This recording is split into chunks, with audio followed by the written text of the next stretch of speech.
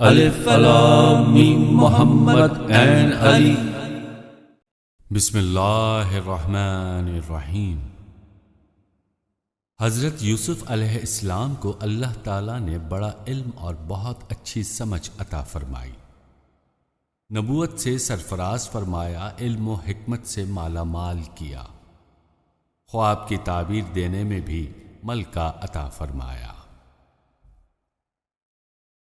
حضرت یوسف علیہ السلام کے زمانے میں لوگ بتوں کی عبادت کرتے تھے، وہی بت پرستی جو ہر جاہل قوم میں ہوتی چلی آئی ہے اور پیغمبروں نے اپنے اپنے زمانے میں مٹائی ہے، اور اگر نہ مٹی تو اللہ تعالیٰ نے ان بت پرستوں کو مٹا دیا۔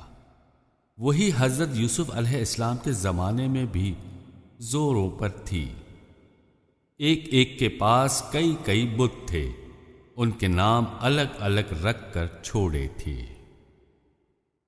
ایک خشکی کا دیوتا کہتے تھے، دوسرے کو سمندر کا، کوئی ان کے نزدیک رزق کا دیوتا تھا تو کوئی بارش کا۔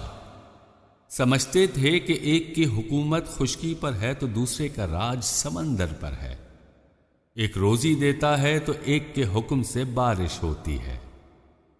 آج بھی بہت سے بے وقوف ایسے ہی سمجھتے ہیں، کہتے ہیں کہ خشکی پر رہنا ہے تو خشکی کے دیوتا کو راضی کیجیے، سمندر پر سفر کرنا ہے تو تری کے دیوتا سے اجازت لیجیے، روزی حاصل کرنا ہے تو روزی کے دیوتا کی خوشامد کیجیے، پانی کی خواہش ہے تو بارش کے دیوتا سے فریاد کیجیے۔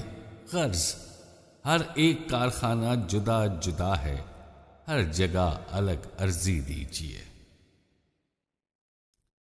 حضرت یوسف علیہ السلام ان کی حماقتوں پر تعجب کرتے تھے اور ان کی بے عقلی پر ہنستے تھے۔ حضرت یوسف علیہ السلام کہتے تھے کہ زمین آسمان خشکی تری سب جگہ اللہ کی ہے، اسی کی بادشاہت ہے، سیاہ سفید کا مالک وہی ہے، ہر چیز کی کنجی، ہر کام کی باغ ڈور اسی کے ہاتھ میں ہے۔ اب حضرت یوسف علیہ السلام نے ارادہ کیا کہ قید خانے میں تبلیغ کریں، لوگوں کو اسلام کی دعوت دیں، بتوں کی عبادت سے روکیں، ان کو سمجھائیں کہ اللہ واحد ہے، اس کا کوئی شریک نہیں ہے، اسی کی عبادت کرو، اسی کے آگے سر جھکاؤ، اسی سے اپنی مرادیں مانگو، سب کاموں کا اختیار اسی کو ہے۔ اللہ تعالیٰ کا بھی حکم تھا کہ قید خانے والوں کو نصیحت کی جائے، ان کو اللہ کی طرف سے بلایا جائے، ان کے دلوں میں اسلام کی رغبت پیدا کی جائے، اور کیوں نہ ان کو اللہ کی طرف بلایا جائے۔ کیا وہ اللہ کے بندے نہیں ہیں؟ کیا وہ اللہ کا دیا ہوا رزق نہیں کھاتے؟ کیا وہ آدم علیہ السلام کی اولاد نہیں ہے؟ کیا قید خانے والے نصیحت کے لائق نہیں؟ کیا قید خانے والے اس قابل نہیں کہ ان کے ساتھ خیر خواہی کی جائے، ان کو سمجھایا جائے اور ان کو بڑے دن کے عذاب سے ڈرایا جائے؟ حضرت یوسف علیہ السلام نے مصمم ارادہ کر لیا کہ ان کو راہ راست پر لانے کی پوری کوشش کریں گے۔ حضرت یوسف علیہ السلام کا جسم قید تھا مگر دل آزاد تھا۔ دل کو کون قید کر سکتا ہے؟ دل کسی کے اختیار میں نہیں۔ حضرت یوسف علیہ السلام قید خانے میں بھی یہی ارادہ رکھتے تھے کہ اللہ کی بادشاہی کا اعلان کریں۔ انبیاء علیہ السلام کا یہی قاعدہ ہے کہ وہ ہر جگہ حق کو ظاہر کرتے ہیں، وہ حق بات کہنے سے کبھی نہیں چوکتے، ان کی سخاوت کا دریا ہر جگہ جاری رہتا ہے۔ اس کو 1000 قید کرو وہ آزاد رہتا ہے، نیکی کی بات پہنچاتے ہیں، برائی سے روکنے میں کوئی بڑی سے بڑی قوت ان کے راستے میں حائل نہیں ہوتی۔ حضرت یوسف علیہ السلام نے اپنے دل میں کہا کہ یہ خواب دیکھنے والے میرے پاس اپنی ضرورت سے آئے ہیں، ہر ضرورت مند ضرورت کے وقت ادب کے ساتھ بات سنتا اور مانتا ہے۔ اب ان کے لیے اس وقت سے بہتر کوئی موقع نہیں، میں اس وقت جو کچھ بھی کہوں گا یہ دونوں بھی سنیں گے اور قید خانے والے بھی۔ کان اور دل کے دروازے ہر وقت اور بار بار نہیں کھلتے، اس وقت ضرورت سے کھلے ہیں۔ اسی راستے اللہ کی بات ان کے دلوں میں اتار دوں۔ لیکن حضرت یوسف علیہ السلام نے جلدی نہیں کی۔ ان دونوں خواب دیکھنے والوں سے کہا کہ میرے پروردگار نے مجھے تعبیر کا علم سکھایا ہے، تم لوگ اطمینان رکھو، تم دونوں کا کھانا آ چکا ہے، تمہارے خوابوں کی تعبیر دے دوں گا۔ وہ دونوں یہ سن کر بہت خوش ہوئے اور مطمئن ہو گئے۔ پھر حضرت یوسف علیہ السلام نے موقع اور وقت کی غنیمت جان کر تبلیغ شروع کر دی۔ حضرت یوسف علیہ السلام نے انہی دونوں خواب دیکھنے والوں کو مخاطب کر کے کہا، میرے پروردگار نے مجھ کو علم عطا فرمایا ہے۔ اللہ تعالیٰ ہر ایک کو اپنا علم نہیں دیتا، اور مشرک کو تو علم سے بالکل محروم رکھتا ہے۔ تم دونوں جانتے ہو کہ میرے رب نے مجھ کو کیوں علم سکھایا؟ اس لیے کہ میں نے ان مشرکوں کے طور طریقے چھوڑ دیے ہیں اور ان کا راستہ ترک کر دیا ہے، جو خدا کو پورے طور پر نہیں مانتے اور آخرت کا انکار کرتے ہیں۔ میں الحمدللہ اپنے باپ دادا ابراہیم، اسحاق اور یعقوب علیہ السلام کے مذہب پر ہوں۔ ہم کو یہ زیبا نہیں دیتا کہ اللہ واحد لا شریک کو چھوڑ کر دوسرے کی پوجا کریں اور دوسروں کو اپنا معبود بنائیں اور اس کی پرستش کریں، اس کے آگے سر جھکائیں یا اس سے اپنی مرادیں مانگیں۔ اس کو اچھی طرح سمجھ لو کہ توحید صرف ہمارے لیے نہیں، توحید کی نعمت اللہ کے تمام بندوں کے لیے ہے۔ یہ اللہ تعالیٰ کا ہم پر فضل ہے اور لوگوں پر بھی ہے، لیکن افسوس ہے کہ اکثر لوگ شکر نہیں کرتے۔ تم لوگ کہتے ہو کہ ایک خشکی کا دیوتا ہے، ایک سمندر کا، ایک رزق کا اور ایک بارش کا۔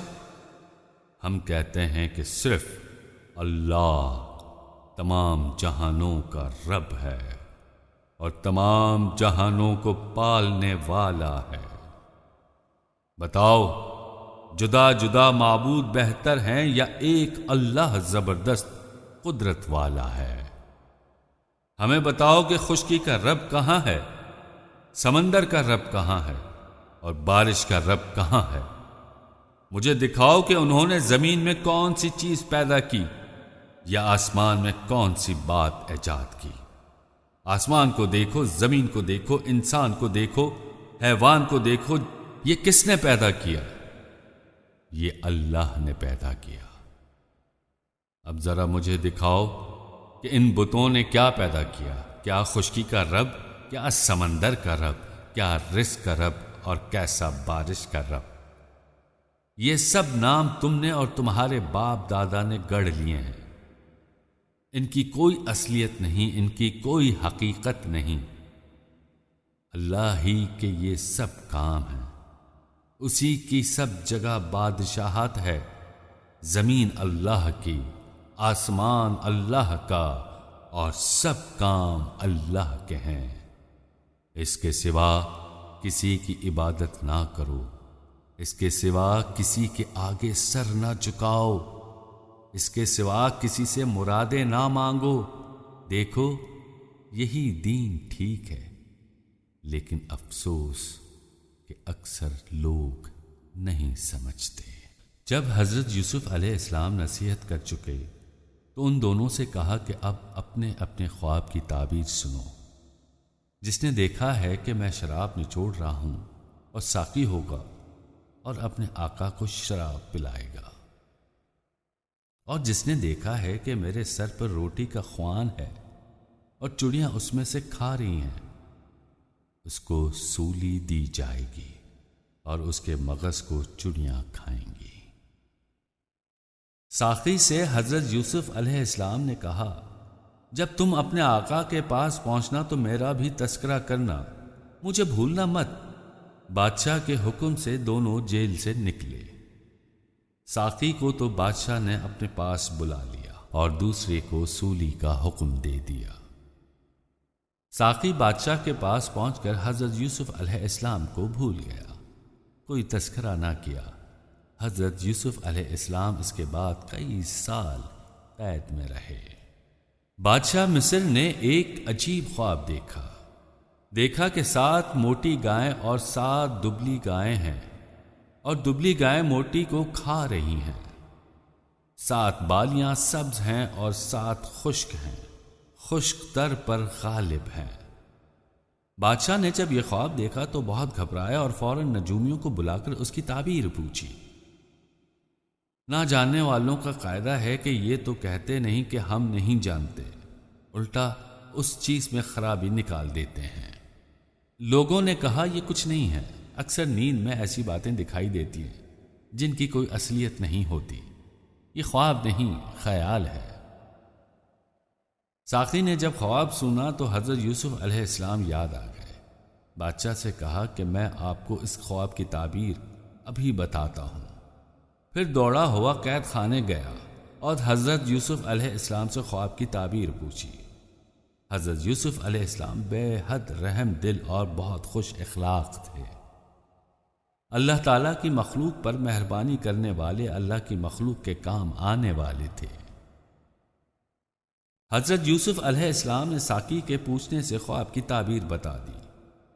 ان کو یہ خیال بھی نہ آیا کہ یہ ہمارے کہنے کے باوجود بھی ہم کو بھول گیا، ہمارا کوئی تذکرہ نہ کیا، آج کام پڑا تو ہم یاد آ گئے، ہم بھی اس کو نہ بتائیں۔